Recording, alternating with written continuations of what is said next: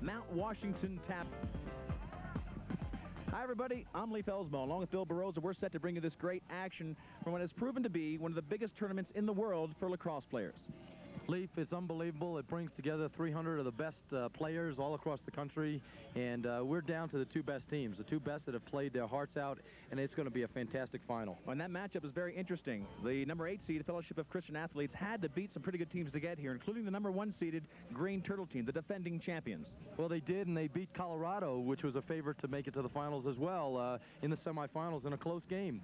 But I'll tell you, they've got a team, and they're led by Dan Britton. He is one of the leading scorers in the tournament. He's out of University of Delaware and also a player with the Baltimore Thunder in the MILL. Now, when you look at the Mount Washington Tavern team, this is a team that's absolutely loaded with firepower. They can come at you from a lot of different directions.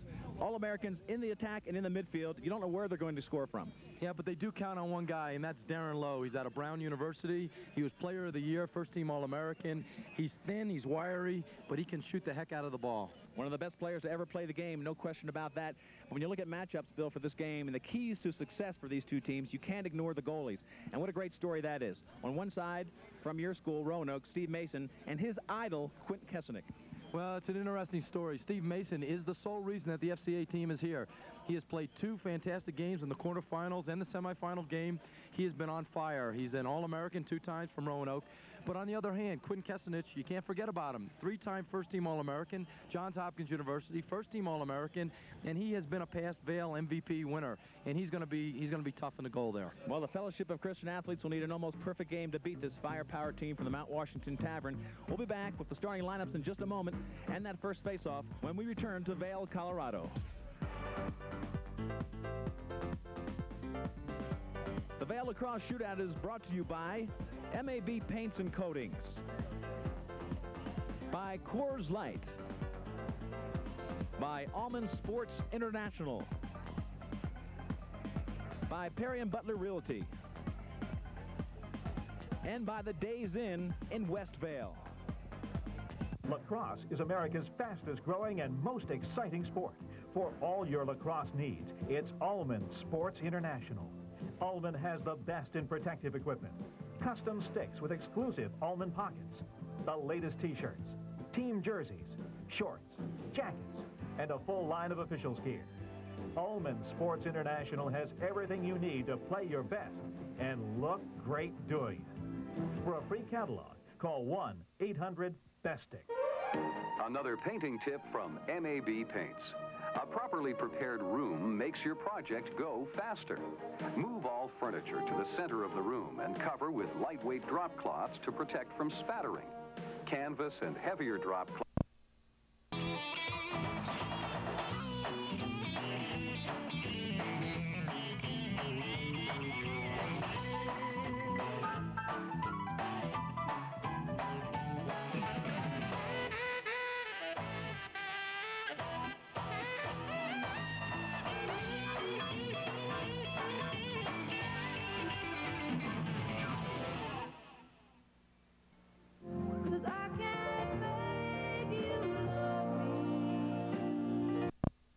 I'm Leif Ellsmo along with Bill Barroza. We're set to bring you this great competition. It's the Open Finals, and the teams are all set to do battle. Let's take a look at the starting lineups, starting with the Fellowship of Christian Athletes. Dan Britton leads the team, number 21, number 4, Greg Langhoff, and David Kelly. And Dan Britton has been tough all tournament. He's taken Dave Petramala on one-on-one, the world's best defenseman, and look to him for a lot of goals. In the midfield area, they are very tough. Also, Tim Spears, Bill Leahy, and Blake Holden. And again, 13, Tim Spears should be a guy that is going to be tough going to the goal. On the defensive end of the field, Brian Kelly, George Gliffis, and Steve Paletta. Steve Paletta has had a fantastic tournament, and he's out of Cornell University, and we'll look to him to cover the tough guy. And, of course, in the goal, Steve Mason, a tremendous save percentage of 66. He has been tested often. Well, I tell you, he is the difference, as we said earlier, and we'll look to him to have a fantastic game. If he plays well, they'll be in it the whole time, Leaf. Now let's take a look at the team from the Mount Washington Tavern. On attack, Mark Millen, Mike Morrow, and Darren Lowe. Oh, we talked about Darren Lowe, but we can't forget about the USA team member, Mike Morrow.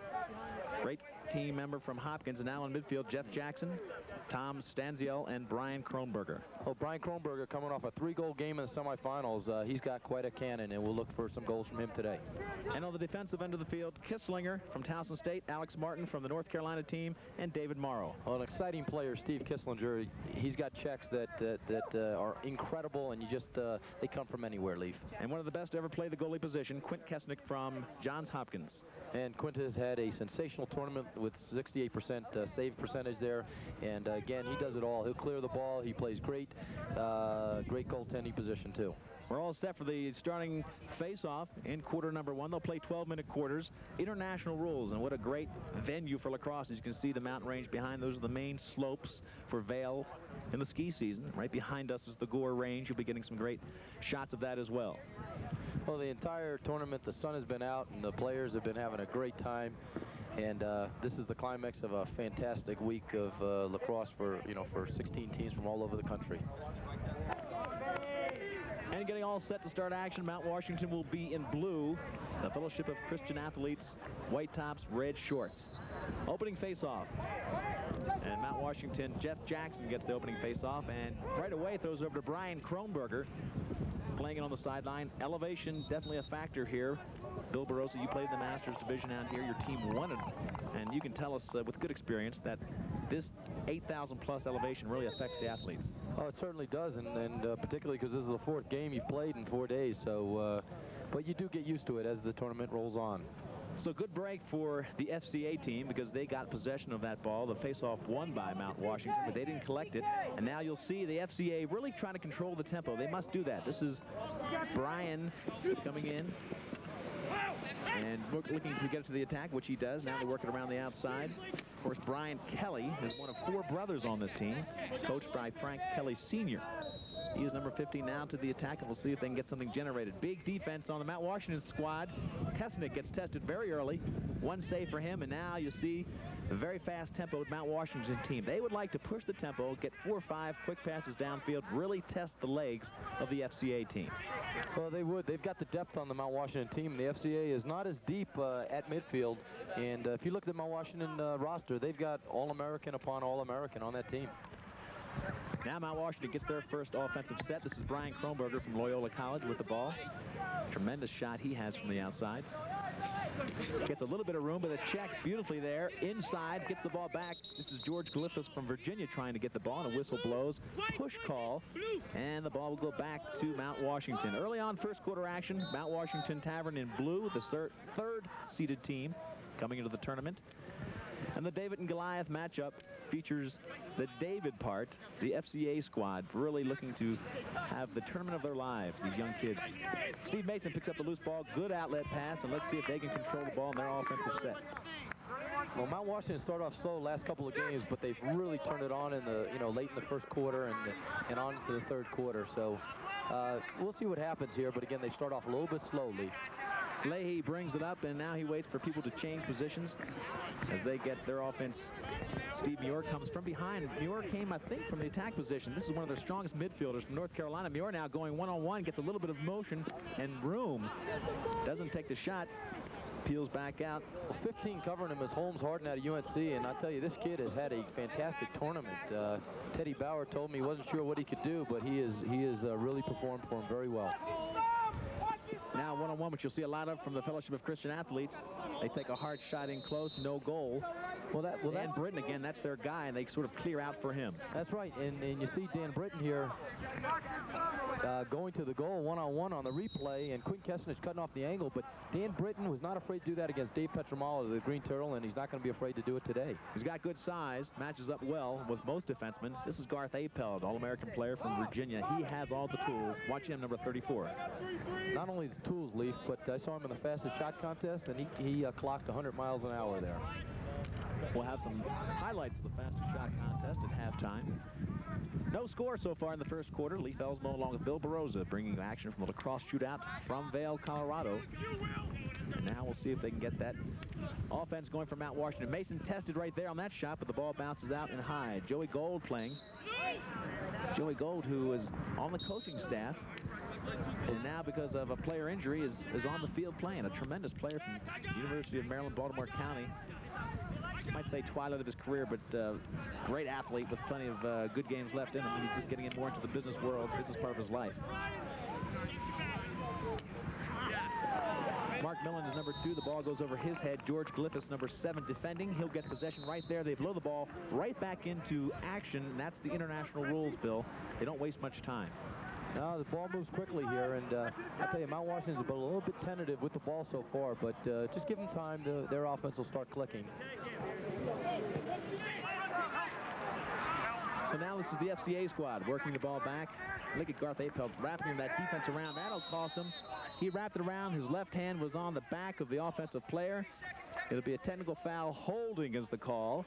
And the hold will give the Fellowship of Christian Athletes a 30-second man up.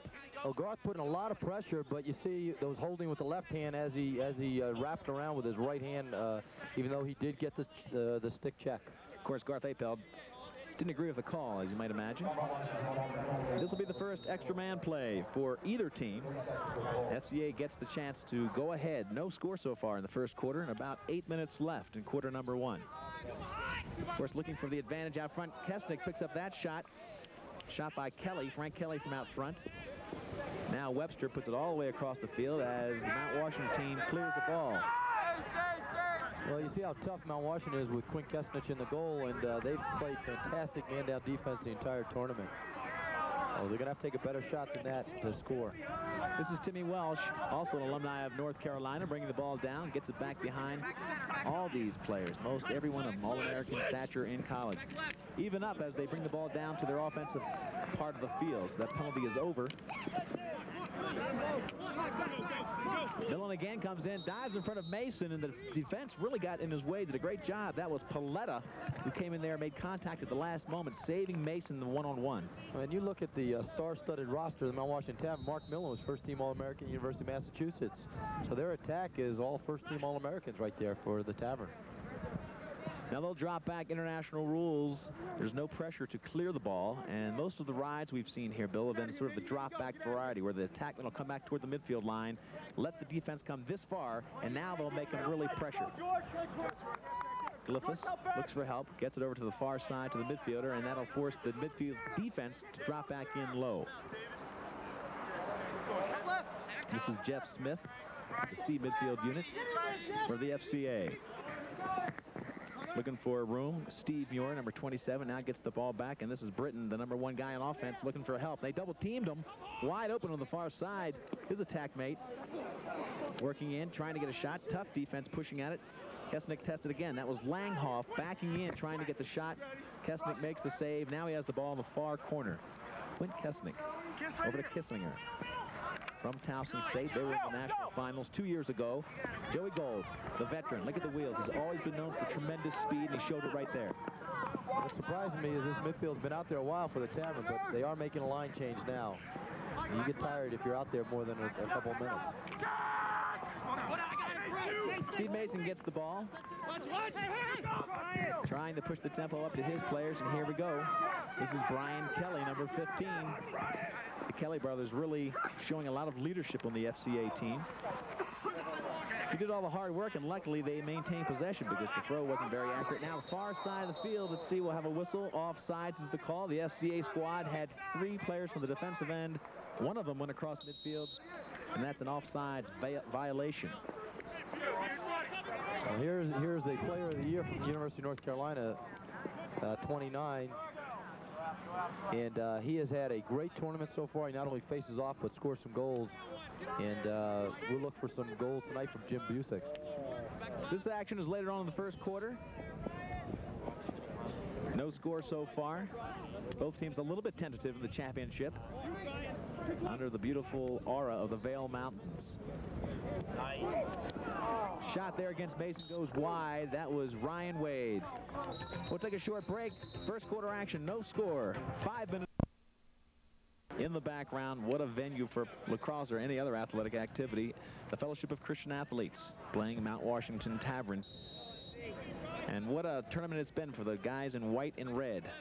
After this timeout, let's see if Mount Washington has a play they're going to move to try to get that offense unsettled here.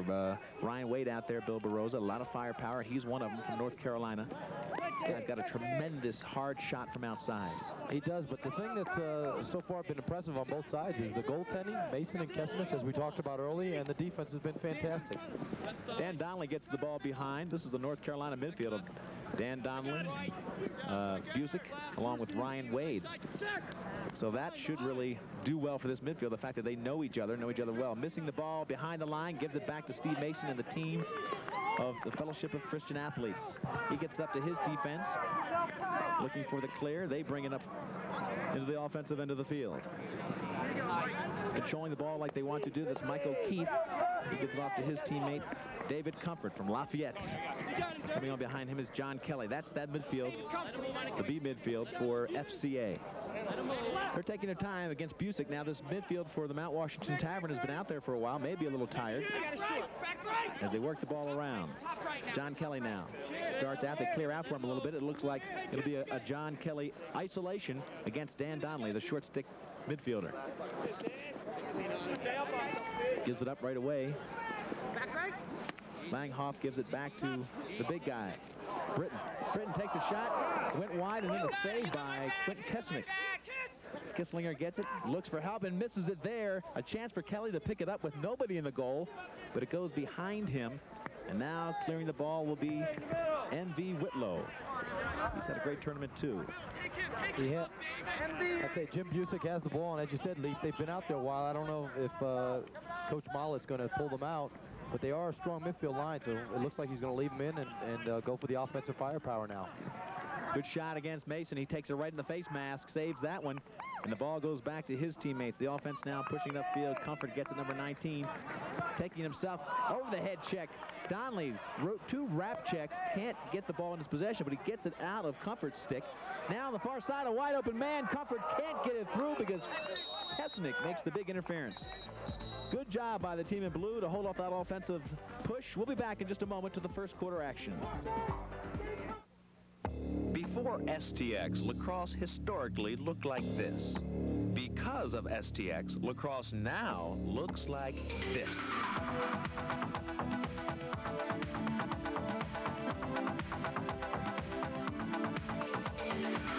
When it's your turn to make lacrosse history, do it with the original and best equipment in the game, STX.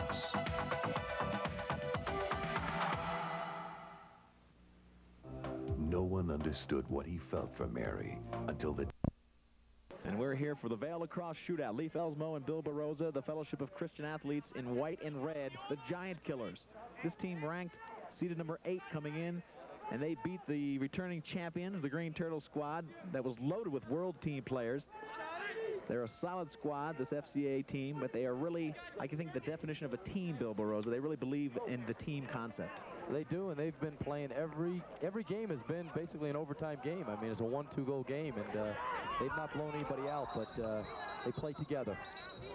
Ball pushed around on the ground. Normally you'll get a push call from that kind of scrum.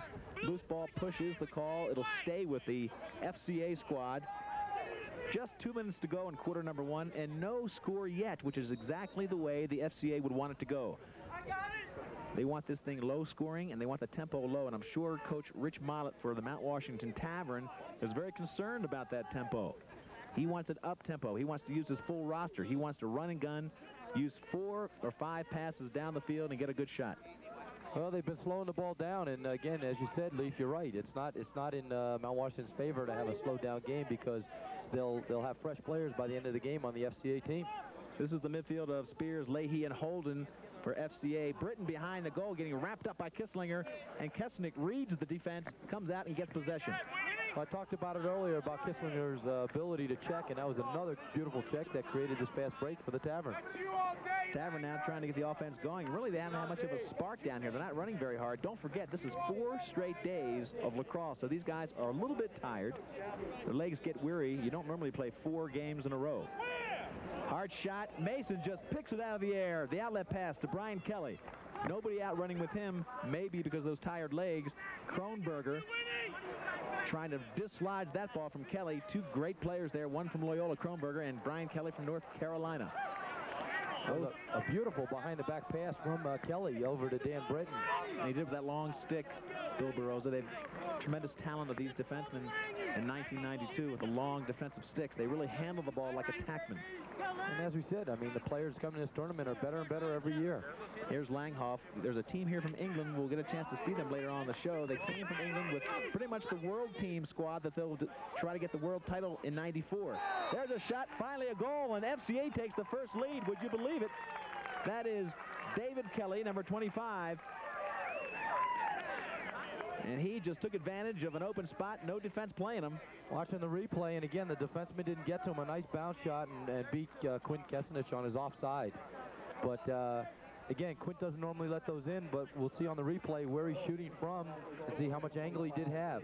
He had quite a bit, and the defenseman, again, was not there in time to put some pressure on the shooter. Bill, the feeder had drawn the defenseman of Kelly, so Kelly was wide open because of the slide.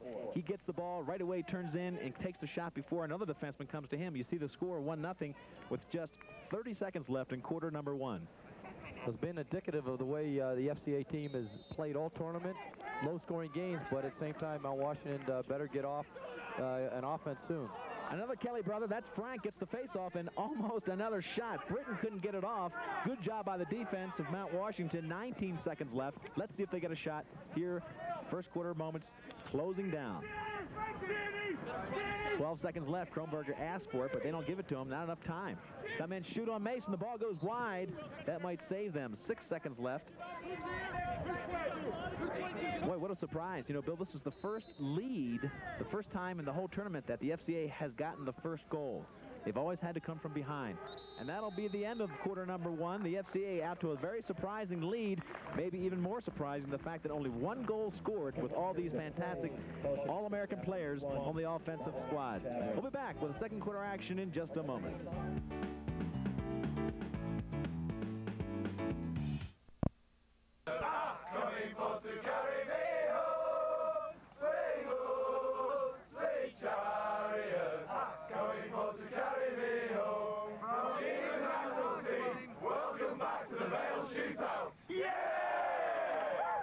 Well, it's a very happy English national team. We talked about their trip over here to prepare for the '94 World Games that they'll be hosting. We hope to be a part of that and bring it to you on Prime Network. Right now, though, second quarter action, Leif Elsmo along with Bill Barroza. And surprisingly enough, no score from Mount Washington. That shows you how tough the defense. Bill, you talked about the key being Mason, but really, it's that whole defensive unit. Liffus down there, Kelly down there, Soletta, a tremendous foursome that has really brought this team into this final. They have really taken advantage of everything they've had to do, done the right thing at the right time. Hard shot and a goal. Finally, they're on the board. They didn't waste time. That's the tempo they want, though, Barroza. They bring it down, they make a couple passes, and rifle it in. They didn't take any time. Tom Stanziel gets goal number 1 for Mount Washington. That all started with Brian Kronberger winning the face-off, and again, he brought it down. They had to respect Brian's hard shot. Found Stanzia, and again, goal. Stanzia was in close enough on Mason to make that an easy shot. So 1-1 now the score. David Comfort, number 19, will be out there to face off. And a good look at the defensive wing. That's Will Castro. And Stanziel, of course, his first goal of the game, and all tied at 1. Big difference when the sun comes out here in Vail Valley. It's very hot, about 85 degrees. You perspire more than you think, Bill Barroza. You did it in the Masters competition. You lose water, but it evaporates very quickly, and you end up being a lot more tired than you think you have a right to be. Oh, you're right about that, Leif. Again, we were watching the face-off with Jeff Jackson, and he's been the stalwart for the Mount Washington team, and they're going to count on him to continue to win those face-offs. And Frank Kelly, on the other hand, for the FCA team, has been fantastic throughout the entire tournament. The FCA pretty much let each unit face off for themselves. Didn't have a face-off specialist, but when things get tough, Frank Kelly's normally the guy that'll get more face-offs than most. Moving the ball around. Stanziel again gets out front. This is Kronberger from Loyola. What a rocket shot. This is one tough kid. Juke move, gets him wide open, shot inside. Goal number 2. Didn't take much time to get that one. Jeff Jackson makes it 2-1. Well, that was a big mistake on the FCA defensive part, because if you notice, they had 2 defensemen slide up on Kronberg. Granted, they have to respect his shot, but when they slid 2 defensemen, it made it easy for Kronberg to find the open man, which he did right on the crease. And again, a real easy goal there for Mount Washington Tavern.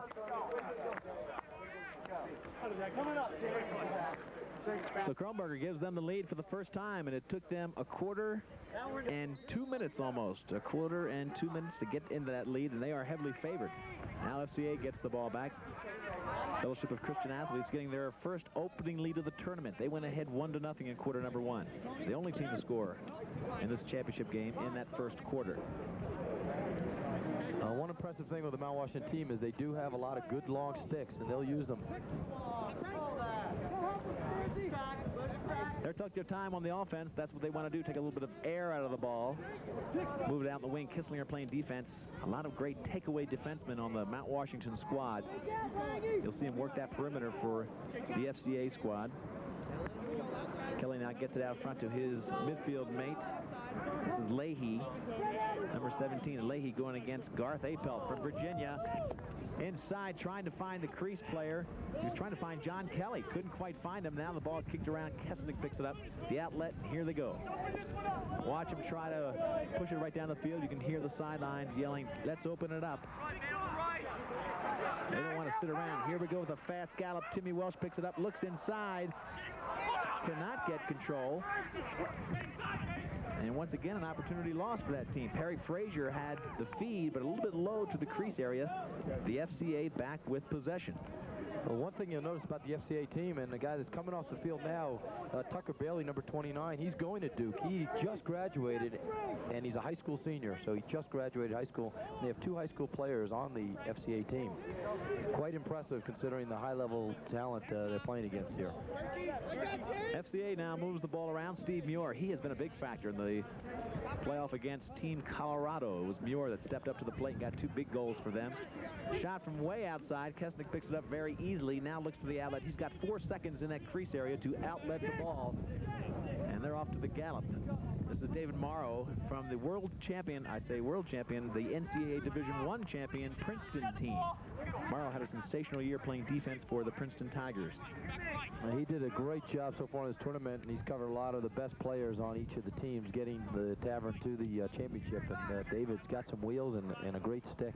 This is Darren Lowe, number 12. He had a fantastic year, too. Player of the year. Watch him, number 12 in blue, and he played for Brown. So the Ivy League very strong in NCAA lacrosse this year. And that was a great save by Steve Mason just a second ago. Timeout right now, 2-1 the score. Mount Washington in the lead. We'll be back with second quarter action from Vail.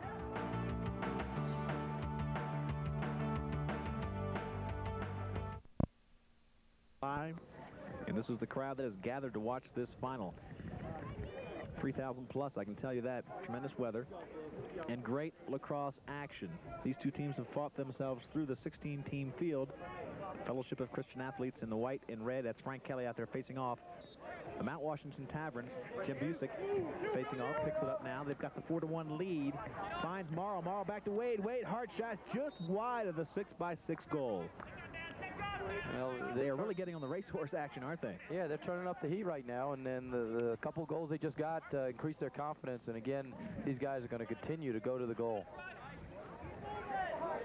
Dan Donnelly now, that North Carolina midfield that seemed to be very successful. Interestingly enough, after the break, they were in there before the break, and Bill, they kept him in. Busick now takes a shot, and that one finds the mark. Mason now getting riddled by that tremendously talented midfield from North Carolina. Well, the guy they fed to was Chris Colbeck, and Chris Colbeck was an all-club player for the Maryland Lacrosse Club this past season. They won the championship, and he had 6 goals in that championship game. And again, he's the kind of guy that you don't want to shoot from that in close, because again, he beat Mason on a good shot there. Colbeck also a high draft choice for the Major Indoor Lacrosse League this year. There he is, Colbeck from Loyola. You'll see a lot of Loyola players. That program has really elevated itself. So now in a lot of the championship teams, you'll see some ex-Loyola Greyhound players. Here's one of them, Brian Kronberger. Kronberger comes in against the defense. He's got action and room. The slide, though, you can see how the slides are or almost every time they bring the ball down, the slide will come from the team in white and red. They don't wait around. They're very aggressive on the defensive end. And if your team passes well, that'll hurt you. Check ball there, and Frank Kelly throws out of bounds. Exactly what they don't want to do. They need possession. They need to take some time on the offensive end. They're down by 4, 5-1. They had a 1-0 lead after quarter number 1, but the second quarter has been all Mount Washington. Well, Mount Washington's taking the lead on the faceoffs, and again, led by Jeff Jackson. Garth Apel's one of their stronger faceoff guys, and Jim Busick. So they've got talent along the line in terms of facing off. Quinn Kesnick comes up. They're clear. Features the goalie in the middle. He has to be the quarterback. Getting pressure now right around the restraining line. Box! Look at the box! Look at the box! Right here. Players on the sideline saying, look at the box. That's Joey Gold who gets possession. One juke move will get him free. Can't quite get there, and ridden out of bounds by the FCA midfielder. Good play. They'll get possession. And as soon as they get it in their stick, the referees will blow it back in play. Less than 5 minutes left in quarter number 2. FCA lose the ball there, but the defenseman threw his stick, and they're going to call something on that play. Illegal procedure. That was Mike Morrow covering the clearing midi, and it looks like there'll be a man-up play for the FCA team. Looks like the call was illegal procedure, and maybe because he threw his stick. Oh, too many men on the field is the call right in front of us. So too many men on the field with the score 5-1 gives the FCA their second extra man opportunity. Well, let's see if they change the play up. Last time they took a shot on Quinn Kesnich, it was not a tough shot, and Quinn came up with a save and cleared the ball. Again, if they're going to have to move it and take a better shot this time on him. Big play for them. Kesnick has been very tough in the goal. He's settled now. He let up one early on, but he needs to be tested. Frank Kelly up top tests him from there, and the ball bounces off the pipe. 2 inches to the left, and that would have been a goal.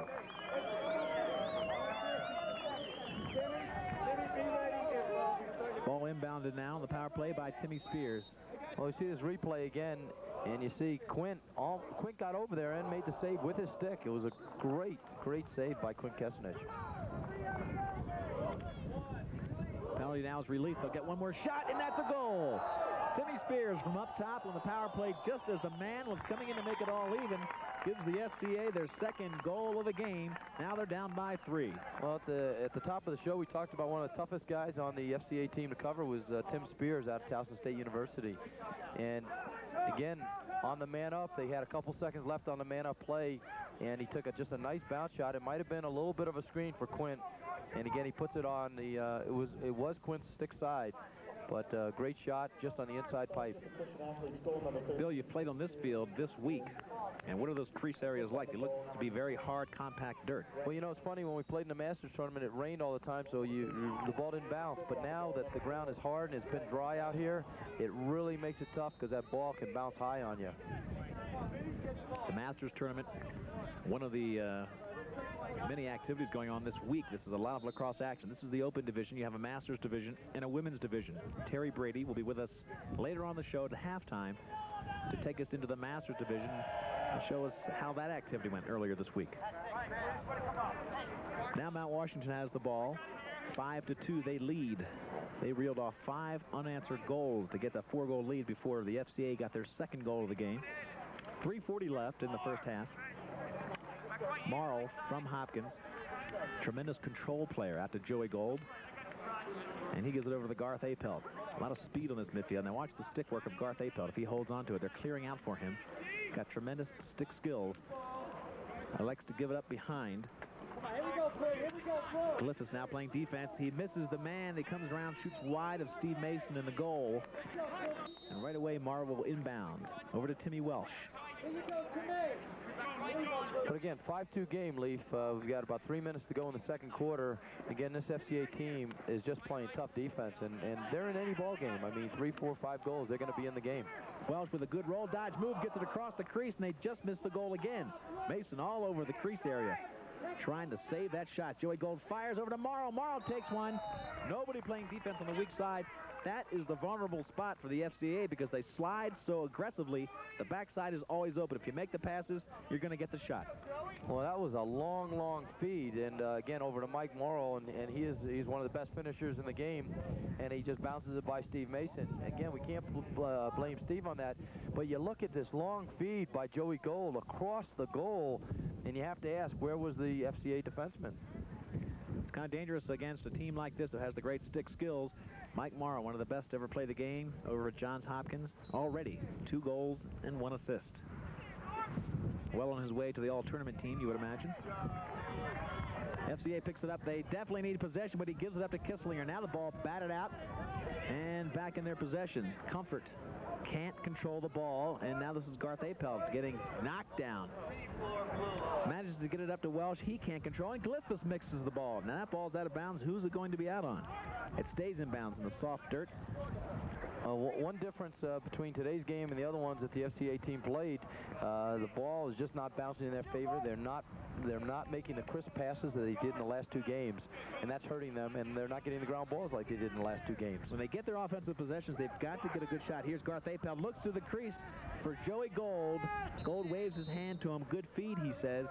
It was a tough one to handle, and Joey just couldn't pull it in. There's Steve Mason really getting a look at some of the finest shots that the lacrosse world has to offer. Here's a kid who was 2-time Division III All-American. Grew up with a lot of these guys. Went to play at a smaller program in Roanoke. Your alma mater, Bill. Well, I'll tell you, he's played a great game so far. They've had a couple close-in shots, and again, the FCA team is not out of this by any stretch of the imagination. They have a possession here. Every possession critical. Less than 2 minutes to go. They need a shot. Obviously, we love a goal, but they need to get some good quality shots. In the middle, Brian Kelly's wide open. They couldn't see him. Mason couldn't see him. Throws it away on the wing. Brian Kelly is open in the middle on that clear, and he didn't quite see him. They get the clear anyway. 1:31 left. Shot inside if they can get but 1 more player. 1 feet away from a shot. They couldn't connect. The ball goes out of bounds. And it was a comedy of mistakes there. I mean, a lot of things were happening. The ball bounced out, and he got it back. And all of a sudden, on a play like that, he broke to the goal by himself, and you figured Mount Washington would have had a guy playing him. Chance for at least 1 more shot. They've got plenty of time. 1:13 left. Obviously, they'd like to control the ball on their offensive end. They're down by 4 goals. The Giant Killers, the Fellowship of Christian Athletes. Spears, he's had a couple big games, quarterfinals and semis. They need 1 from him here. Mount Washington gets it back. Watch the Greyhound action here. Jimmy Burke, the ageless wonder, coming in there and getting the ball. He's another player who played in the Masters and also here. Jimmy Burke, what, 3 world teams he's played for? 3 world teams, and again, he was the MVP of the Masters last year and won the Masters this year again. Ball thrown away for the FCA, and they are not handling the ball as crisply as they'd like. 35 seconds left. They'll call a timeout right here. And it's Mount Washington who calls this one. Things look a little bit ragged at this point for them. Well, the FCA team, again, if they just connect on a couple of those passes, Leaf, that they've been throwing awry, they'd be probably, it'd be a 6-4 game instead of 6-2. But they're missing the mark by just a couple of inches. Some of the crowd gathered here for the VAIL Lacrosse Shootout. This is more than a lacrosse game or a lacrosse week. This is a wonderful place to be, the Vail Valley in July. The score is 6-2 in favor of the Mount Washington Tavern. They were heavily favored, but it was the FCA who got the first lead. They were leading 1-0 in quarter number 1. 5 straight goals in the second quarter put Mount Washington ahead. They'll take their time on this clear with 20 seconds left. They don't want to throw it away. Webster. What you notice is Mount Washington brought in a short stick instead of a defenseman so they can get a quick clear. But again, what happened is they went offside because the short stick didn't realize he was a defenseman. Ball goes out of bounds and shifted around now with 11 seconds left, and there'll be another timeout. This one by, again, the Mount Washington Tavern. The last timeout was for defensive purposes. And with Alex Martin and Kesnick bringing the ball up, they got it back on their offensive end of the field. Well, it doesn't take long to score in this tournament. And right now, the FCA team has 11 seconds left, and it only takes a couple seconds to move the ball down the field and put it in the goal. So they're hoping for an opportunity right now. There are the timeouts remaining, 2 for the Fellowship of Christian Athletes. Mount Washington has used both of theirs in quick succession here in the closing moments of quarter number 2. They've got a 4-goal lead, but now they don't want to give up an easy one to the FCA. Big Steve Muir trying to clear past Kisslinger, one of the best takeaway defensemen in the world. And he comes down, he'll take a shot, Kisslinger on Mason, and he gets a shot as the buzzer goes off, no goal. They're not counting it. He was a fraction of a second behind the time clock. But what a move by Steve Kisslinger. Well, he started his play by taking it away, and we talked about how good he was at taking the ball away. He came down, and it's funny, before the game, and even during the past couple days of the tournament, Steve Kisslinger told me, he says, the one thing I can't do, Bill, is I can't shoot well, and there he did shoot well, but just a second too late. Slide just was totally unaffected or ineffective against Kisslinger. He made that tremendous fake with that long stick to pull the defense to his right. He gets the shot. The goal doesn't count, just a second too late, but they have a comfortable lead anyway in the first half. It's the Mount Washington Tavern 6, the FCA 2. We'll be back with our halftime in just a moment.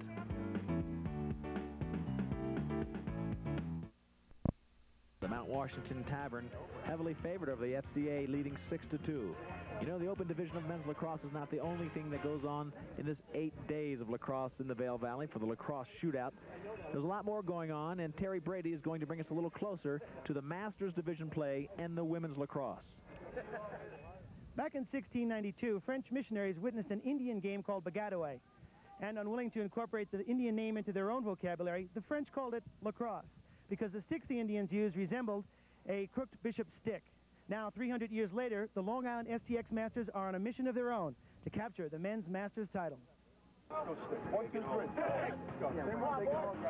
300 years is also the combined experience of the Long Island STX Masters team. And for that matter, just about every Masters team entered in the 1992 VAIL Lacrosse Shootout. That's 4,800 years of lacrosse experience in one tournament. But why did the over 35 crowd still suit up and bang heads? I guess no one told them they were too old. If you believe that you're old, you say that you're old, you're going to get old. And so we keep playing to stay young. You know, it's a young man's sport, and no matter how old you are, you still feel young again when you're out on the lacrosse field. The Masters is quickly rivaling the Open Division in skill level and competition. What started as a pickup game for those who thought they were too old, the Masters Division has grown to 16 teams with rosters that read like the who's who of lacrosse history. Former world team players, All-Americans, All-Stars, and ex-benchwarmers all gather to relive the spirit of competition and rekindle those lost friendships. These are the guys I grew up with and played with in college and played with on college teams, USA teams, and it's really coming out here and rekindling the competitive spirit again with these guys, with all the great players. It's hard to put a stick down, and any time an opportunity like this comes along, you know, it's something you want to jump on. You know, some are old, some don't have the same wheels, but they still know the game. It's just it's just great being together with them on and off the field. What will the future hold for the Masters Division? With new old players coming up and old players going strong, the future looks crowded but bright. I'll tell you something, it's something you can't give up. It's difficult to give up, at least in life. Great group of guys. It's a special community, or fraternity, if you will. And each year we kind of come back here and try and get together and have some fun and share some old memories, really. By the way, the Long Island STX team defeated the Potomac Geezers 7-2 to claim the 1992 Masters Championship. But as always, everyone's a winner in this division.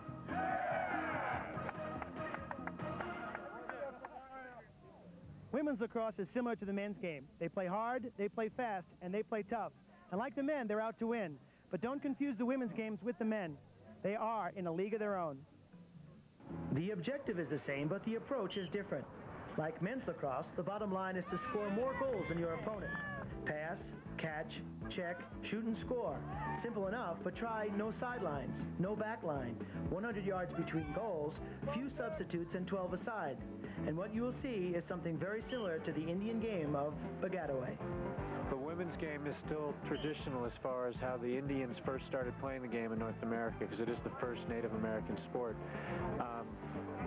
the men have offshoot from that. They've added sidelines where the women play with natural boundaries. Whatever the size of the field is, that's what the women use. Women prefer to have 100 yards between goals. In fact, that's what the rules prefer. Men move it down to 80. And the men have added other things as far as contact is allowed, where the women still play as the Indians did, where it's a non-contact sport, much like basketball is. Although the method may vary, the competitive spirit is the same. What goes for the men goes for the women. I like the physical contact about it. It's very competitive. You're running a lot, and it's a lot different from the men's. I almost think it shouldn't have the same name. The women's division of the VAIL Lacrosse Shootout is fast becoming the premier showcase for women's lacrosse in the nation. 14 teams from the United States and Canada vie for the title of VAIL Shootout champion. Definitely coming back. Colorado's a beautiful place. I'm psyched to come back and do it again next year. And if you ever get a chance to talk lacrosse with Kim McElvain, be sure you're ready to talk about the purer form, women's lacrosse. Ask about the men, and she might reply, "Oh, are they playing too?" Truly in a league of their own. All right, thanks, Terry Brady, and we'll be back with more of our halftime. We're going to show you the fastest shot contest, a feature that has really grown to be one of the hottest attended features of the week at the VAIL Lacrosse Shootout. We'll be back in just a moment. Stay with us. Speed, but also for accuracy. We've put targets in the goal for them to shoot at, and we think it's added a new dimension, and it's made it a lot more fun. And the STX Rocket Pocket competition was won by Gabby Rowe, and we see him right here, an All-American midfielder from Virginia. Now he has 30 seconds to shoot 5 shots, and accuracy, again, a big part of this year. He's got the Monica Seles grunting sort of action as he goes in. 97 was Gabby Rowe's highest speed, but he had tremendous accuracy that gave him the win. The crowd watching that competition, Gabby Rowe the overall winner. There he is shooting one last time. Tremendous event, and the award here presented by Almond International Stick. Gabby Rowe talks about the competition. It was a big year for him. Well, that's all I really wanted to do was throw the ball really hard and hit people. So I guess that's what I practiced the most, is just working on the miles per hour and the overall physical dominance. And I think I've mastered both of them quite well, and today was a pretty good replica of that. And then Ronnie Klausner right here from Towson State got the fastest shot clocked this year. He takes his shots. Look at that action. 100 miles per hour. That was the winning shot in this year's speed division of the STX Rocket Pocket competition. He was electrifying the crowd with these shots. You saw the one tap out at 100 miles per hour, and that's about as fast as you can get it coming out of that stick. Ronnie Klausner gets his award. A big year for the sponsors STX, and they know full well the importance of this competition to their company. STX is a proud sponsor of this fastest shot contest out here at VAIL. We've always been making sticks, great sticks for this game, and this year having Gabby Rowe win it with an STX Turbo was very special. There were many contestants in it using the STX sticks, the Viper, the Dominator, and you know, it's a great place to prove that the STX are some of the best sticks going. They have to prove it with accuracy and speed, and I'm sure that's what they did this year. All right, thank you, Brooks Sweet from STX. There's the Gore Range, a beautiful venue for lacrosse here in July in Vail, Colorado. We'll be back with third quarter action. The score 6-2 with Mount Washington Tavern, a 4-goal lead.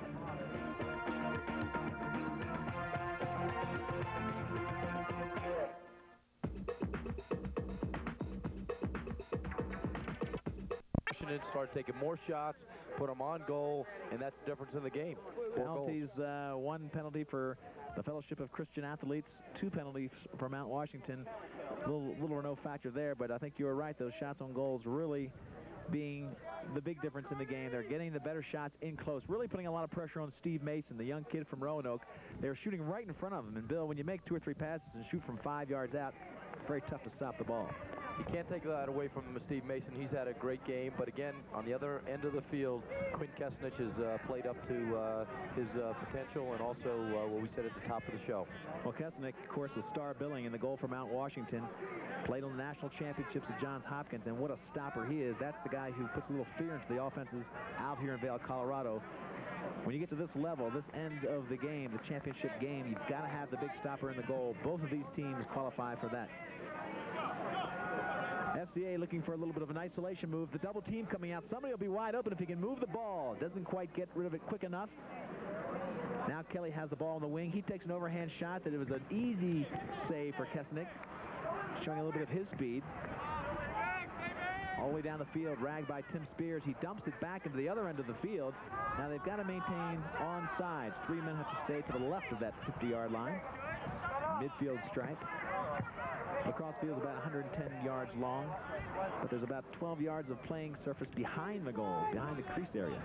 Well, the FCA team is going to have to take better shots in that leap. That was not a good shot. It was from the right side of the goal by a righty player, and again, it wasn't a hard shot. He was off balance when he took it. But again, Mount Washington's going to take their time, and they're going to pick good shots.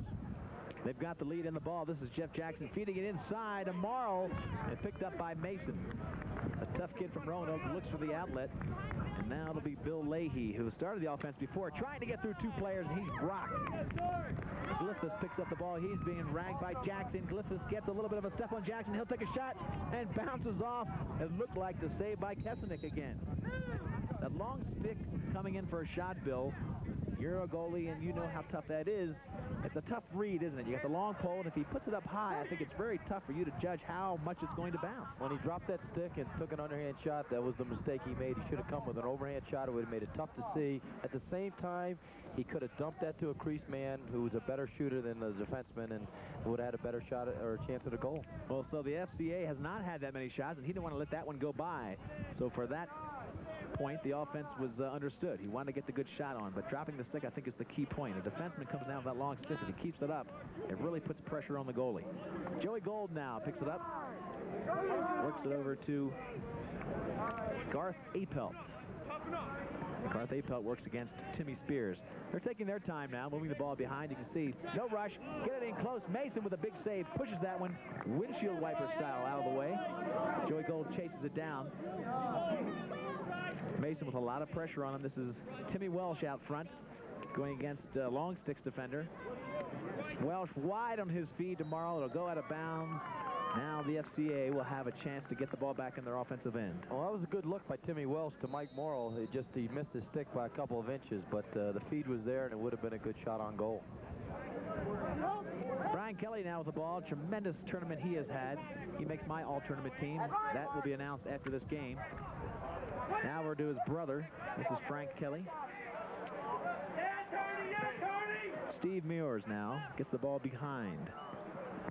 And they work it around. Greg Langhoff now working against Alex Martin. Martin, tremendous position player. Nobody plays better position defense than Alex Martin from North Carolina. They're locked up. 2 Tar Heels. Ditch the ball out front. Muir, one more step, and then the shot right into the stick of Kesnick. Again, a shot at the right time, but in the wrong place. They're not getting the corners. They're not putting pressure on Kesnick. Kesnick is too good a goalie to take a shot as simple as they did. That shot just finds its way between Steve Mason's head and the pipe. A hard shot in close, and just too much velocity. Not much to shoot at, though. Inside, great accuracy. Timeout called on the field. Steve Mason getting a lot of shots right in his face. Well, we see Timmy Welsh come down. Great ball handler. He's a strong lefty. They have to respect that. But he makes a nice feed to Darren Lowe. And Darren Lowe, as we said, first-team All-American, is a great finisher. And he just had a simple one-on-one with the goalie behind his defenseman. And Steve Mason trying with all his might to stop that shot. But again, Darren Lowe just picked the corner. Darren Lowe set all kinds of records as an assist man at Brown. He was a player of the year. But in this tournament, I think the first 7 shots he took, he made 7 goals. We'll be back. 5-goal lead for Mount Washington.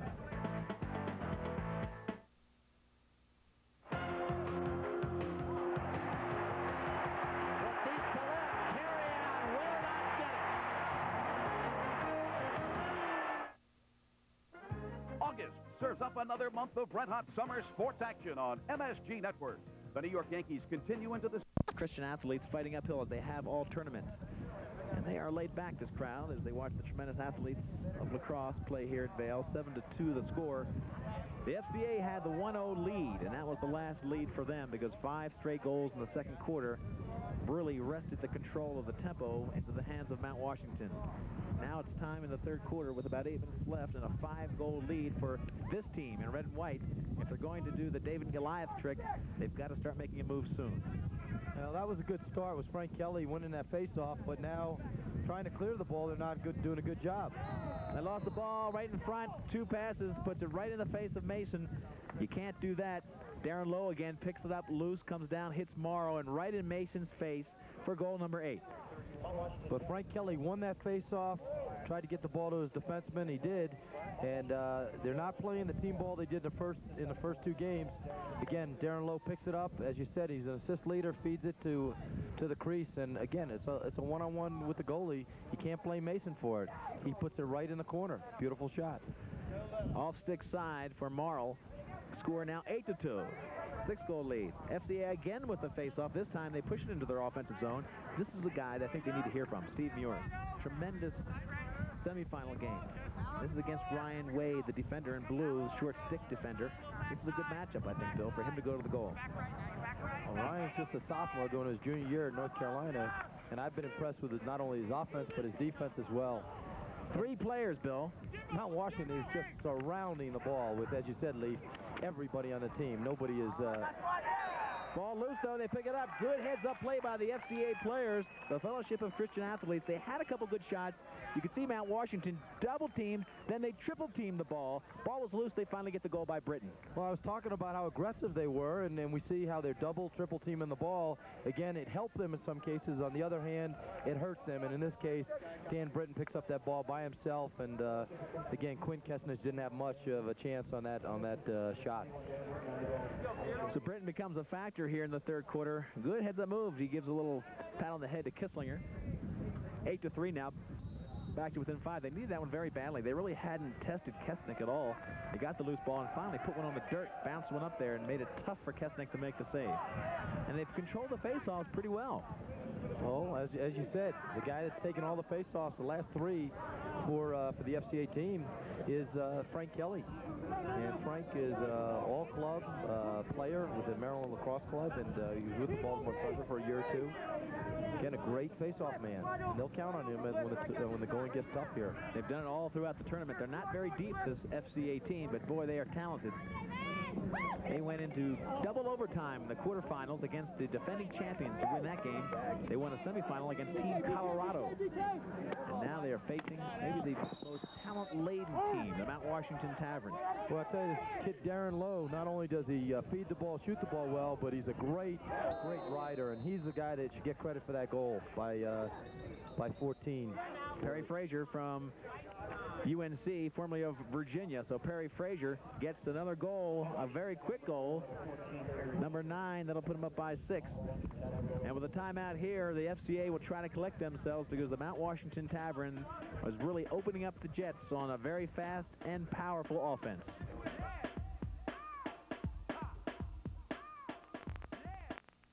Silver summer. Silver time, silver line girl in the silver suit looks so fine. Looks so fine. Silver bottom, silver top, silver fish, silver wish. The Giant Killers. And here is maybe the next All-Star, or maybe 10 years down the road an All-Star, Bill. Yeah. Great place to be with the family. The family's here in Vail, Colorado. So much to do. Biking, rollerblading, whitewater rafting, hiking. It's just a tremendous place to be in the summer. 300 of the best players in the world come out here for the VAIL Lacrosse Shootout, and a lot of them bring their families, and this little kid is having the time of his life. That was the first registered ground ball of that child's career. And as he gets older, he'll realize what a wonderful opportunity it is to be here. Getting ready for a face-off after the 9th goal for Mount Washington. They lead by 6. Well, Ryan Wade picks it up. That was the first face-off Frank Kelly lost in a while, and he might, a great save. I was going to say Frank is probably going to start to get tired, but with saves like that by Steve Mason, he'll give the rest of the guys a little bit of enthusiasm and adrenaline. Mason has had a lot of shots in his face that he didn't have on the other teams he faced, and I think it's a tribute to the passing ability of the Mount Washington Tavern.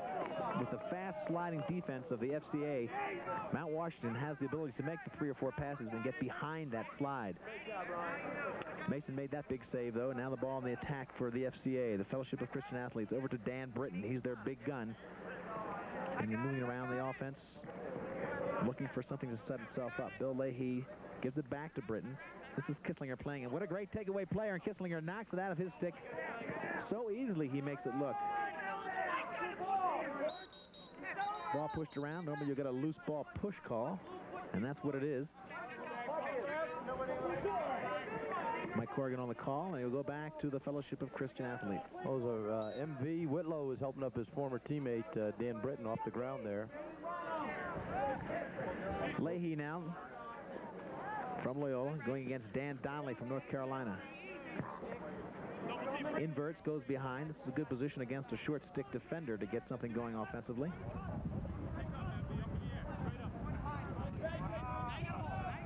One-on-one. It looks like the FCA really setting up a lot of the one-on-ones. That time Greg Langhoff finally gets it over to the far side. This is Spears. We haven't heard much from him, and this is a guy who really had some big goals in the semifinals and quarterfinals. Going against Busick on defense. Double team, the wrap check around his head, gets the ball back on the ground. Push call on the white team this time, and the Mount Washington Tavern turns back the attack. Problem with that series is pretty much the problem with the whole game so far, Bill. They get some possessions, but not very many good shots on goal. And what they're doing is they're getting away from the team offense this game, and I think probably because they've never been behind by as many goals as they are now, and they're starting to play one-on-one instead of team offense. 9-3 the score. We're in the third quarter. Lee Felsmo and Bill Baroza bringing you action from the VAIL Lacrosse Shootout. The Mount Washington Tavern leading. You've got to give credit to that tough Mount Washington defense. They've got two sets of defensemen there, and they interchange 6 defensemen to keep a fresh set of legs out there at all times. Ryan Wade took that shot against the hard, compact dirt. It bounces very high and out of bounds. They'll maintain possession, though. Morrow now looking for help. What a control player he is from Johns Hopkins. Coaching now for that team. Assistant coach. Up top now to Busick. This is the North Carolina midfield. Donnelly works in close. They clear out for Busick. He'll try to beat his man. If they slide to help, he'll look to dish it off. Busick takes the shot low. Mason throws himself in front of that shot with a great save. And the ball now bouncing toward the sideline. Would that be a continuation of the shot? It stays in bounds. The high grass on the sideline really quite different, Bill, than the grass around the crease. Well, Mason was way far out of the goal. He was going to go for that ball. Thought on a shot he'd get possession, but didn't want to risk that. And again, the FCA team looking a little bit tired. They're undermanned against most of the squads out here. Just had to play to the highest level of performance for each player to get to this final. It's been a tremendous week for them. Donnelly now working. Double team, here it comes. He looks for help with 2 defenders on him. All the way across, finds Frazier, but he couldn't collect it.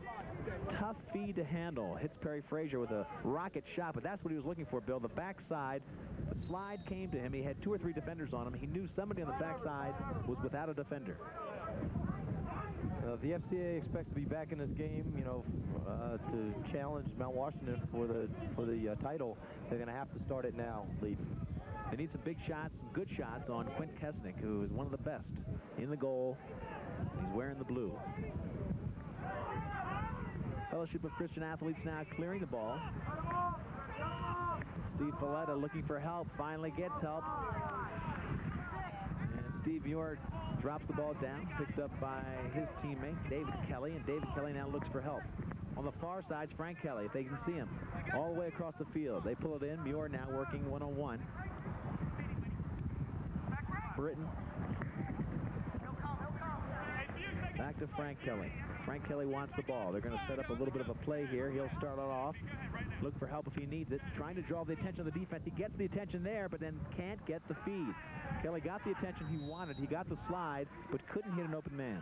And then what he did is he threw the ball away, and it wasn't even a shot on goal. If it had been a shot, they might have gotten possession, but turns it over to the Mount Washington team, and again, give them a chance for their strong, high-powered offense to see what they have. Midfield change for the Mount Washington team. And the long sticks in for the FCA. All the way across the crease, drop shot behind the back, beautiful play. Mark Millen from Mass dropped that one wide of the goal. Well, Mark Millen will start off behind the goal. You can't see it here, but what he does is he cuts with left-handed feed here and makes a shot that just misses the pipe. And Steve Mason was a little bit worried about that one. Defense now brings it back in play. Chuck Bresci. Great bloodlines in that family, the Bresci family, playing defense. Millen now again with the ball, looking for help in the crease. Gets it all the way out front to Brian Kronberger. Get out of there, Tommy! 1:37 left. Kronberger wants to shoot from the outside. He's got the hard shot. Finds a man, Frazier, and Frazier bounces it off. Mason with one save, but not two. That goal goes in behind him. Jeff Jackson with the follow-up. Jackson gets the 10th goal for the Mount Washington Tavern. Well, the first shot, Mason made a great save, and he's got to count on his defenseman to, knock down the ball or pick it up and get the possession. But you see Kronberger's speed here. First shot, makes a nice save. On the rebound, Jeff Jackson picks it up, and his defenseman was right on it, but just didn't make the good check. You can see that you talked about the fatigue factor, and I think that was evident there. The defense didn't take a step to the ball. The attackman did. Consequently, he got it. The defense made a lazy check at it, and all credit to that defense. They've been working hard the last few days. 4 straight days of play with a field or a team that is not very deep. They're not playing as many players, and Brian Kelly and the group down there on defense a little bit tired. Well, nobody has played better defense, let me just add, than the defense of the FCA this week. Well, Jeff Jackson's still out on the field. He's got 2 goals right now, and he's been facing off. And again, doing a fairly good job against a tough Frank Kelly out there. 1:15 left in the third quarter, and the Mount Washington Tavern a commanding 7-goal lead. They're in blue. Fellowship of Christian Athletes in the red and white. They have been the Giant Killers, the David and Goliath team of the week.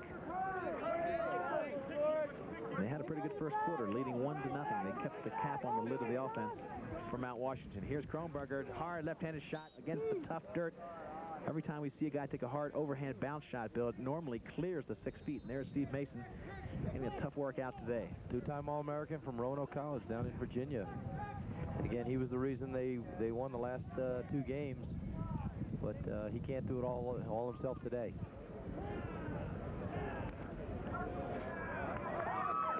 FCA picks up the loose ball. Now they move back to their offensive end. They've got plenty of time if they slowly work it up and get the quality shots. That's what they need. 29 seconds left. They'll work for 1 here in the third quarter.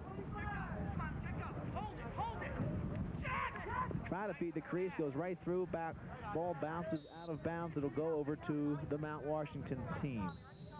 Thrown away again, Bill. They didn't get the good shot. They bring it down and just aren't getting the good connections between feeder and shooter. And the other thing is, Leaf, that every loose ball that goes down the ground seems like the Tavern is picking it up and it's going into their sticks. They've got fresh legs. The Tavern very deep in talent.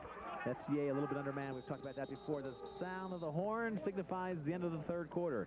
A quarter dominated by the Mount Washington team. They came in with a lead that they acquired in the good second quarter they played, and they just lengthened it a little bit. 10-3, they lead by 7. 1 quarter left for the Fellowship of Christian Athletes to put on a charge.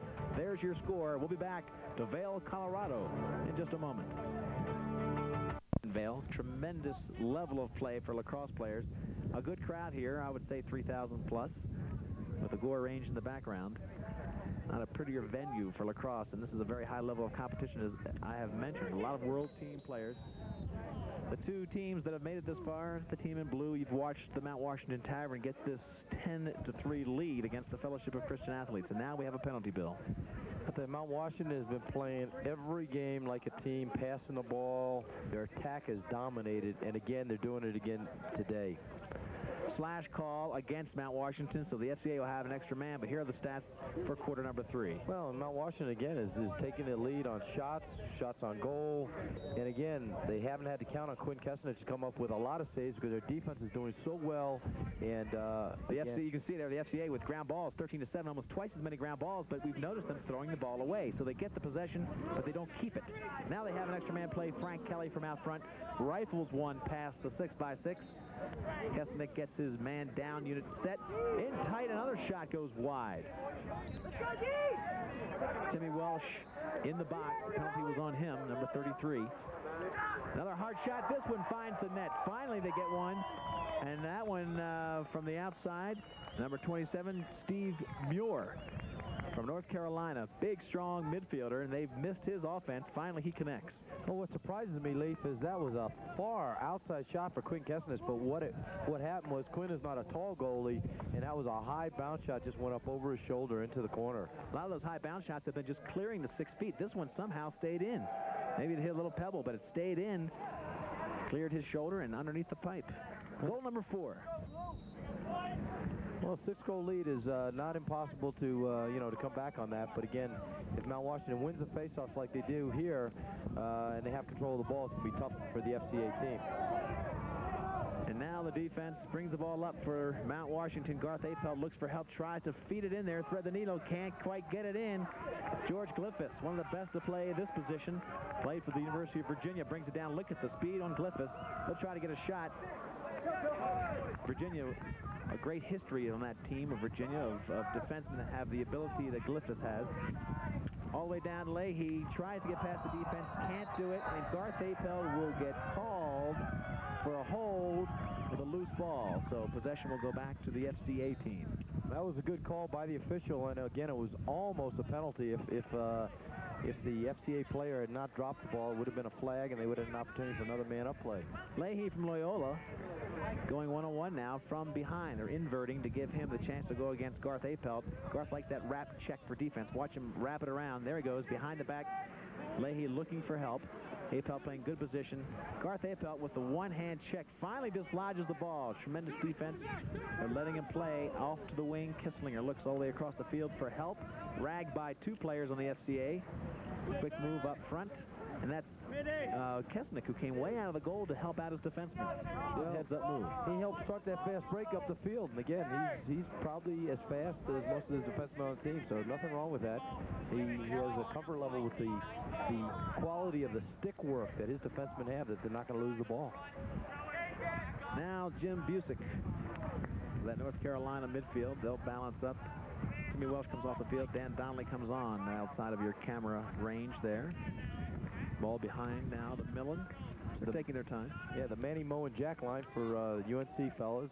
Good ball movement and a great save by Steve Mason. What a save by Mason. Went up high on the shot by Donnelly. He looked it right into his face mask and makes the save. Dishes off to Brian Kelly. Kelly looks all the way across the field. Good look to Spears. And Spears knew that Kisslinger was coming and just didn't quite collect the ball. Again, another mistake by the FCA team. Mason has had a hot day. Well, we watch this shot by Double D, Dan Donnelly. Again, top left-hand corner, and Mason comes up with it. When I say a hot day, I mean he's been in the hot seat. What the heck was that? You don't see that too often in lacrosse, but I think Kisslinger, I think, came in there and upended the goal. Looks like it went right through it. Well, I'll tell you, I think they're going to give him the goal. Let's watch the replay on this. Oh, boy. There was no goalie in there, but Steve Kisslinger at the same time had an injury earlier in this tournament, and again, didn't want to get hit in a very sore spot. Yeah, he's had a little bit of an injury, but that play will not work for him. That goal counts. 10-5 the score. We'll be back. We still have 9 minutes left. A chance for FCA to come back. Lacrosse is America's fastest growing and most exciting sport. For all your lacrosse needs, it's Ullman Sports International. Ullman has the best in protective equipment. A 1-minute penalty because of this action. Well, what happened was Quinn Kesnich was out of the goal, and they got the ball in the clear. And, Steve wasn't comfortable that he could stop the ball. And, again, he had an injury earlier to his groin area and didn't want to get hit probably with the ball. So he was covering up, covered up a little bit too late. The ball goes between his legs anyway and has an unreleasable 1-minute penalty. Well, you know what's interesting, Leaf, is, you might have thought it was a good play. There's Steve on the sideline. I didn't think it was a good play. Well, but at the same time, he didn't know that he was going to get a goal. He didn't know he'd get the penalty. But what's interesting now, scores 10-5. Frank Kelly, who's been dominant in the faceoffs, is out there now. And again, he could win this faceoff, go down with an extra man, unreleasable, could win a couple of faceoffs and score a couple of goals. So what we're saying is this is a big chance for the FCA to come back into this game. They can crawl back, maybe get a couple goals. They'll have a power play. They need possession. Maybe the biggest faceoff of Kelly's game. He gets possession for his team. Timmy Spears brings it down, and they'll set up their extra man. I will give Kisslinger an A for creativity. Just so that he knows he gets something there. I do believe it's the most creative play I've ever seen. Ball thrown out of bounds. Do you believe it? They have a power play, a chance to get a good shot. They have an unreleasable penalty, and they give the ball up on a sloppy pass. Well, that's another mistake that the FCA team has made. Don't forget, this is a lot of tremendous, valiant athletes that just don't have the depth of the team from Mount Washington or the team from MAB, who made it into the quarters and then the semis. MAB lost to Mount Washington yesterday. Then earlier this morning, the Colorado team beat the MAB Paint 12-10 for the third place finish. And the defending champion team from Green Turtle, loaded with all-world players, lost to the team from England. So England goes home with a tremendous game, a tremendous win to their effort. The big trip over here from England. Well, they outlived that penalty because it's all even now. But they gave away their chance. Now they're spear shooting from the outside. You can see how hard the dirt is and how high the ball bounces normally. And Kesnick has played superbly in the goal, as you would imagine. This guy has played the goalie position as well as anybody in the history of lacrosse. From Johns Hopkins. And you got to give a lot of credit to the defense of the Mount Washington Tavern, along with Quint Kesnick. Kelly now works the ball behind. Kronberger playing defense. Don't make him much tougher than Brian Kronberger, number 31. Took his team to the national championship final in his senior year at Loyola, only to lose to Syracuse. Ball goes out of bounds. We'll see. They say that the team in white was closest to the ball, so the FCA maintains possession. We see a valiant effort here. Again, we saw this in the semifinal game yesterday, and it hit Quint Kesnick. He's looking for the ball, and it happens to go behind the goal. Shoulder save for that one. We've got 7:11 left. Shot from the outside. Then again, Kesnick coming up very strong for that save. But they challenged him this time, and now they'll push it up. Well, I spoke to Teddy Bauer before the game earlier in the series, and one thing he was worried about was the defenseman he had. He had a lot of names, but he didn't know them very well. Teddy Bauer, of course, the coach of the Mount Washington Tavern, one of the coaches along with Richard Mollett. Teddy Bauer, an All-American in his days for Washington Lee. And he's put together quite a team here. Defensively, again, anchored by Quint Kesnick in the goal. Well, on the Teddy Bauer story, let's finish up by saying he was elected to the Hall of Fame this year. Yeah, congratulations to Teddy Bauer. First team All-American, USA team member, again, and the owner of the Mount Washington Tavern. Sponsors of a good team here every year in Vail. They round up the best world teams. These teams don't play together that much, only out here in Vail, so it's really a showcase team. It's like 5 NBA teams or 16 NBA All-Star teams. Tremendous talent in each and every one. The FCA brings the ball down to their offensive end. Spears looks to push the offense, pulls back. 6 minutes left, and now Langhoff looks for help. I'll tell you, the FCA defense is playing well. Their midfielders are taking the ball away, and again, if they didn't throw the ball away so much, you know, they could a couple more shots on goal and they'll be right back in this game. John Kelly with the ball to your left. Goes one-on-one. They set it up for him. He's wide open out there. Timmy Welsh just pushes him out. Good defensive play by Timmy Welsh, and now the ball behind the net. Trying to get good position for the shot to test Kesnick. Langhoff can't get free, and Kesnick just picks up that loose ball in the crease. He's protected in that crease area. Gets 4 seconds to release it, and he takes less than that. And now Timmy Welsh will settle things down. Pressure off for this team a little bit. 5 minutes left. It's going to be tough. I think the big chance that you talked about, Bill Barroso, is when they had that unreleasable and they just didn't get the shots. They really had no shots in that unreleasable 1 minute. Well, they threw the ball away. They won the opening faceoff and they threw it away. Again, a lot of credit to Alec Martin, number 8 for the Mount Washington Tavern. He's played a tremendous game on defense. And again, every one of the close defensemen, Dave Morrow and Wingate Pritchard, all of them played well. Shot in close over the pipe. Mason coming up for another one right down his throat. They're getting the shots in close. Mason again comes up and snuffs that one. Pulls it right out of the air. Looks for the outlet. Goes out to the wing to his defenseman. And now let's see if they can get some offensive going. All the way across the field. Ball checked loose, though. They can't control again as Brian Hubbard loses it. Finally picked it up. No, not yet. Pritchett now. Wingate comes down. The veteran gets it behind to Kesnick. And Kesnick right across the field. David Morrow from Princeton, the NCAA Division I champions. This team is loaded. Here's Jim Busick, who many feel was maybe the best all-around midfielder this year, coming out of Division I play. 4 minutes left. Mike Morrow will control the ball. Ryan Wade And Donnelly comes in behind Ryan Wade. Wade's got a tremendously hard shot. I'm surprised. Was he in the fastest shot contest? Because he can really whistle that thing. I don't know if he was in it, but he does have a tremendous shot. And again, he's right up there with Garth Apelt, 100 mile an hour. Mason picks it up. Good fake. Gets that to the wing. Leahy now looks for help. Not picking it up cleanly. This is where they've lost the ball. Between the restraining lines, they just haven't had good possessions. Easy. Ryan Wade now. Let's see him push the tempo. Wade's got good speed, tremendous shot. He'll draw the defender. Then he'll pass it off. Looks for help. Gets it to Dan Donnelly. Drops down one more notch to Morrow. 3:18 left. 5-goal lead. It looks like the Mount Washington Tavern is going to be the '92 champions. Well, all you've got to do is control the ball for 3 more minutes. And the FCA team has played with them, but not up to the caliber of what they played the last 2 games. They've been throwing the ball away too much. Shot goes wide. Timeout called by one of the teams here as we go into the final 3 minutes. 2:58 is the actual time left. 10-5. Mount Washington by 5. They look to be the champs.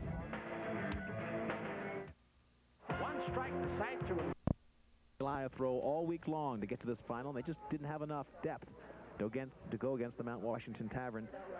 And look at that beautiful scenery here in Vail, Colorado. And the clears, Mount Washington really very successful. Only failed on 2. Well, and the ones that the FCA failed on could have been scoring opportunities that went awry. When you're not as deep as the other team, that's where you lose the ball, right in that midfield area, and that's where the ball is right now. Let's see if the FCA can get it. Kelly comes through very strong to try to pick it up. Brian Kelly wheels around, looks for help, gets it off to the wing. They've got a possession here.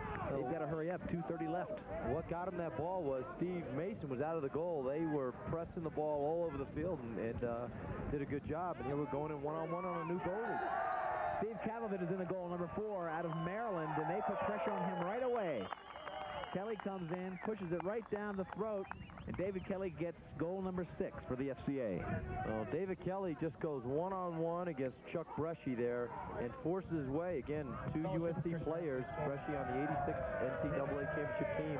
And again, Kavovic did not get warmed up, just got in the game. You can't blame him for that, Leaf.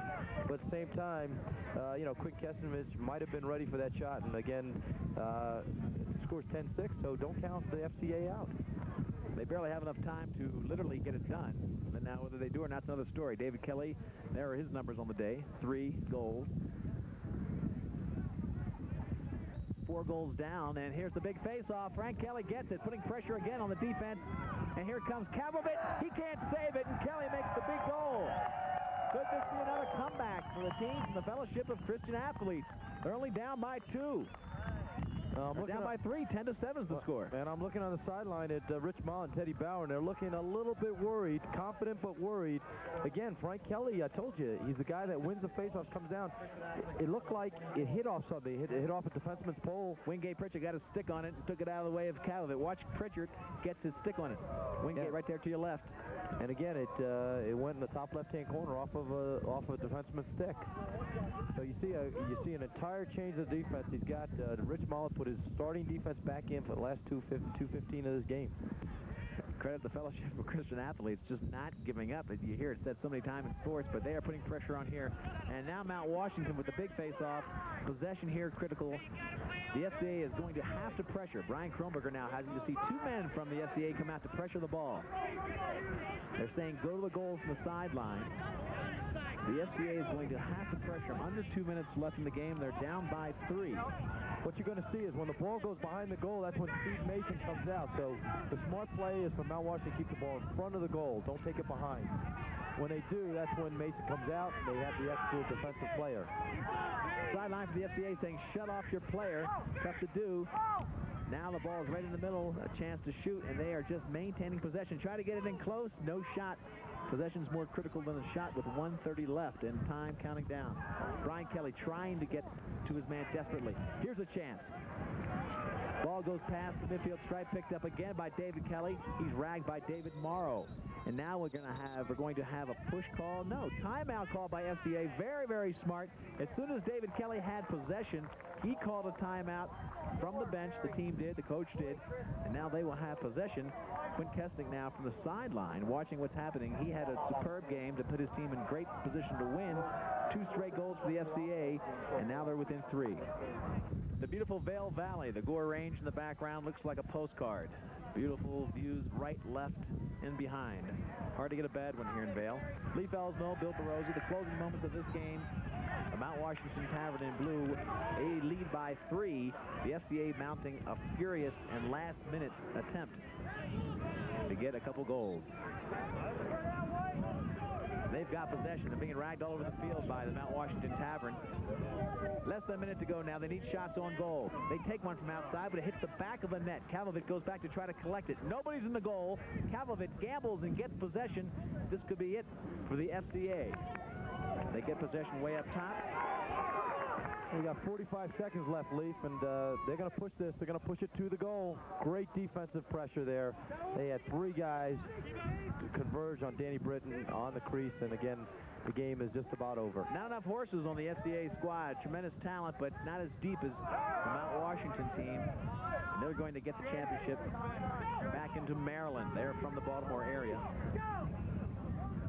18 seconds left, possession, not enough time for any kind of comeback for the FCA, the Fellowship of Christian Athletes. The countdown now to around 10.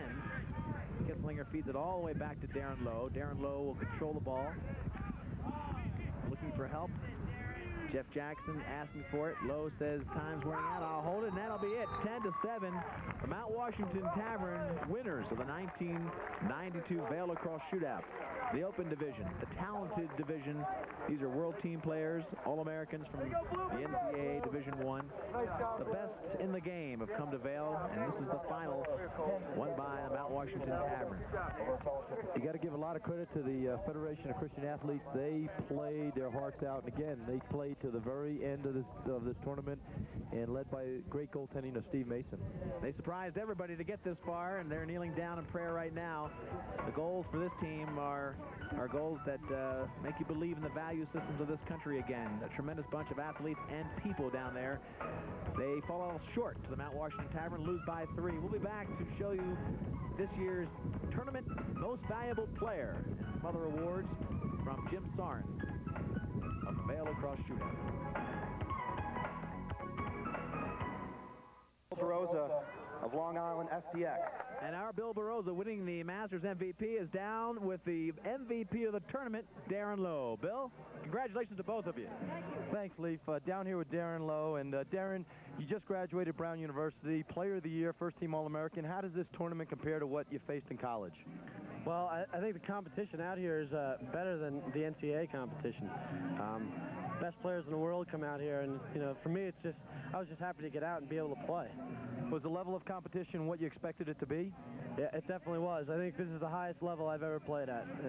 With the guys around me, the guys on the Mount Washington team, probably some of the best in the world. Yeah. What do we expect for next year? You going to be back with the same Mount Washington team? I hope so. I hope I'm back. I'd like to come back out. I'm going to start work soon, so if I can get a vacation, I'll get a vacation to come out. Okay, well, congratulations to you, Darren Lowe, MVP of the tournament, Vail, Colorado, and part of the Mount Washington Championship team. Congratulations. Thanks. All right, thank you, Bill Barroza. There's the final score of today's game, the final Mount Washington 10, the Fellowship of Christian Athletes 7. But that wasn't the total story. This tournament goes on all weekend. The biggest story maybe was the Fellowship of Christian Athletes. The fact that they got to this final certainly was not to be overlooked. We'll be back to talk to Steve Mason, who epitomizes that great story from Vail, and our final comments coming up. Another. From Vail, Colorado, there's the final, the Mount Washington team, loaded with All-Americans, beating the Fellowship of Christian Athletes 10-7. But nobody expected the Fellowship of Christian Athlete team to get this far, and maybe epitomizing the story of this great team, the underachievers, the overachievers, I should say, is Steve Mason. He made all-tournament team from small Roanoke College. Bill Barroza, also from Roanoke, down with him right now. Bill? Thanks, Leaf. It's a proud moment because, as you said, Steve, two-time All-American from Roanoke College. Steve, you came in a tournament, underdog, seeded 8th, and you guys played the best team ball. I mean, what do you owe it to? Well, I think we came out here, Bill, with a little different kind of purpose than a lot of the teams out here. We came in here to represent Fellowship of Christian Athletes and that national organization, and I think the unification with being real tight as far as and with Christ and everything really brought this team really close together. And we had a lot of fellowship meetings at night, and I think we attribute a lot of our success to that. We just got really tight really fast, and everybody cares for everybody out there, and I think that I attribute that to a lot of our success. Okay, you were hot in the last two games. I mean, you upset the defending champions, the Turtle, the Green Turtle, and you had an overtime game with them. Then you defeated the Colorado team. What standout performance from your other teammates can you attribute the win to? Well, I just think you said it in a nutshell right there, Bill. We played as a team, and I think that should be said for a lot out here. I think a lot of teams out here are put together on a lot of stars, and they're great. But I think we really played as a team, and just the total team effort really did it for us. Okay, Steve. Well, congratulations again. A fantastic tournament. One of the all-stars of the tournament. And back up to you, Leaf. Well, thank you, Bill Barroza and Steve Mason, two of Roanoke's proud alumni, and that school can be proud of their achievements after graduating from Roanoke. That's the final from Vail, Colorado. 10-7, Mount Washington wins by 3. It was a tremendous week of activity here. So that'll do it for Bill Barroza. I'm Leif Elsmo saying goodbye from Vail, Colorado, the 1992 lacrosse.